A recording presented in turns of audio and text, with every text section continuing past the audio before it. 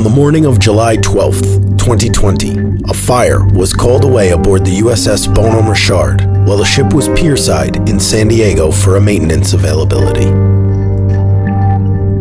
5 days later, when the last of the flames were extinguished, the ship had suffered catastrophic damage. The Bonhomme Richard was a near total loss for the Navy. What remained was eventually sold for scrap. In 2021, after a lengthy investigation, the Navy issued a report on both the cause of the fire and the difficulties faced by firefighters on scene in dealing with the casualty. Although the Navy's report determined several deficiencies, the integration between shipboard firefighters, the base's fire and emergency services, and other first responders was specifically highlighted as a problem area. In the event of a pierside fire, seamless integration between all first responders is essential, especially between ship's forces and base fire and emergency services. In this video, we will present a scenario in which a shipboard fire occurs pierside and walk through the steps and processes of integrating ship's forces, Navy fire and emergency services, and any other responding parties.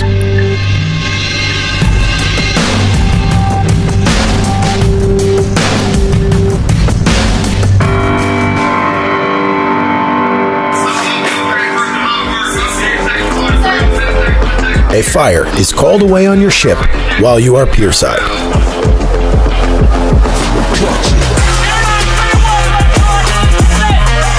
Shipboard personnel will call away the fire and begin to fight the casualty as normal. At the same time, fire and emergency services will be notified.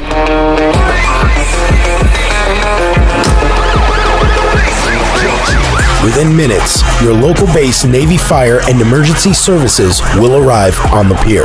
Every casualty will be unique, and Fire and Emergency Services will have to assess the situation on the pier after determining how best to continue.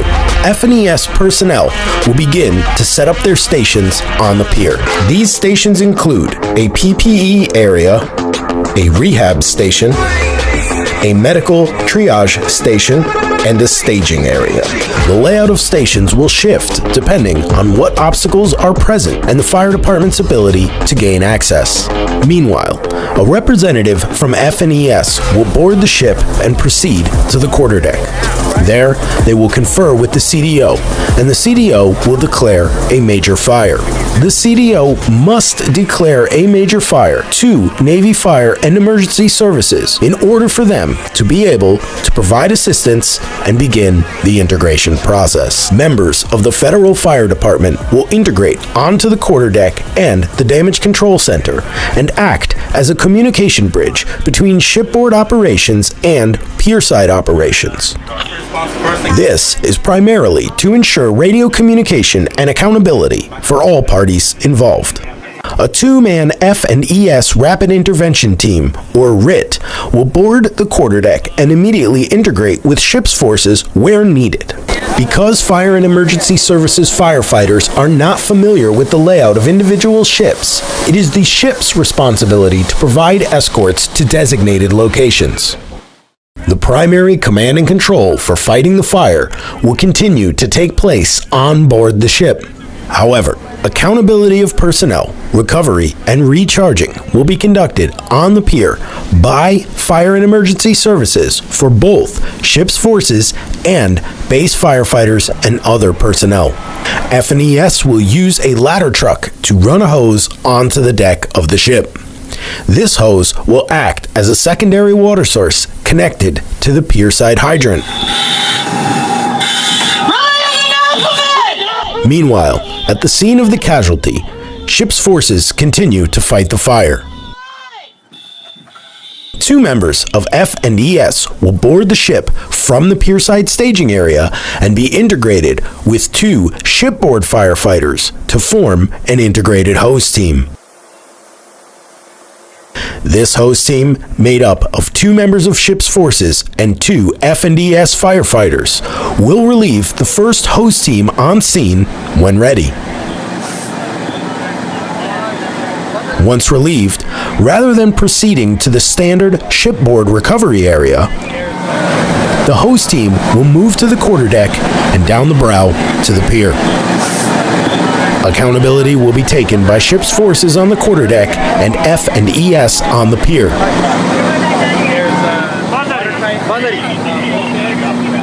Once on the pier, the first host team will drop their PPE at the PPE drop-off area. F&ES will recharge SCBA's pier-side at high speeds using an air cart. The first host team will then report to the rehab station. Here, firefighters will be given a brief medical assessment, hydration, and rest. If there are any medical issues, they will proceed to the triage area, where personnel from the base hospital will conduct further assessments. Base ambulances will stand by to bring patients to the hospital for further treatment if necessary. When the recovery period has ended, firefighters will dress back out and report to the pier-side staging area.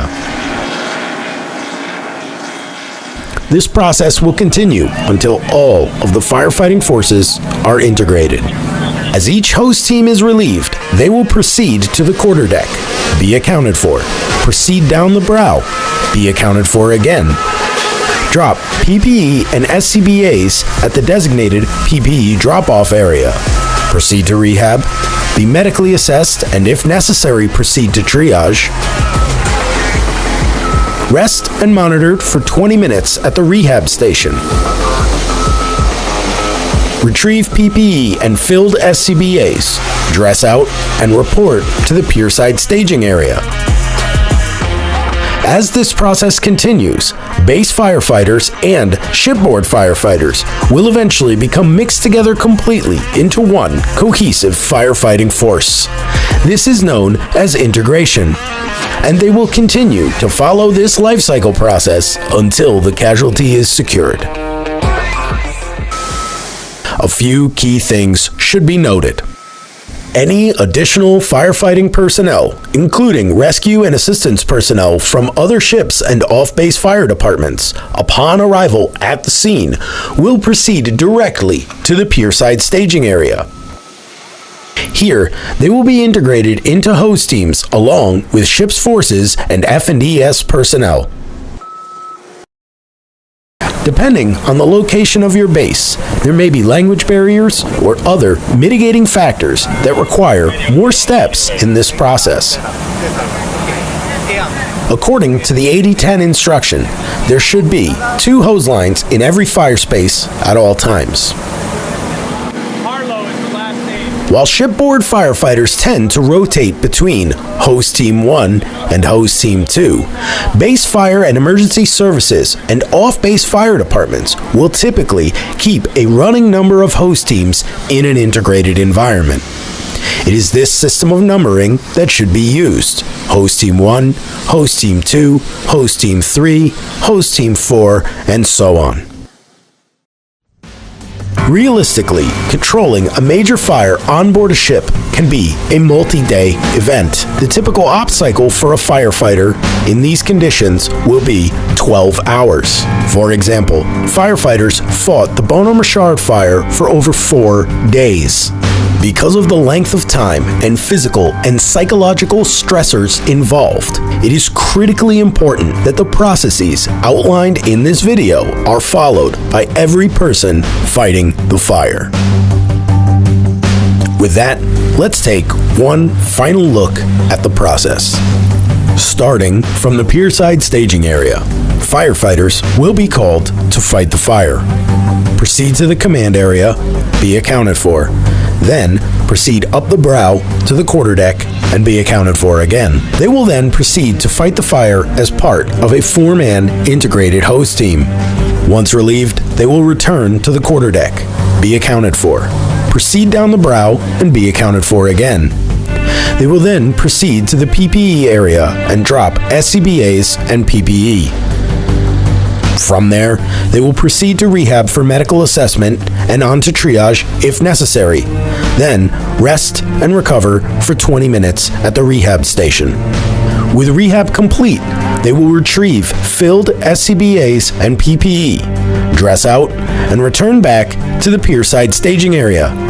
This cycle will continue until the casualty is secured.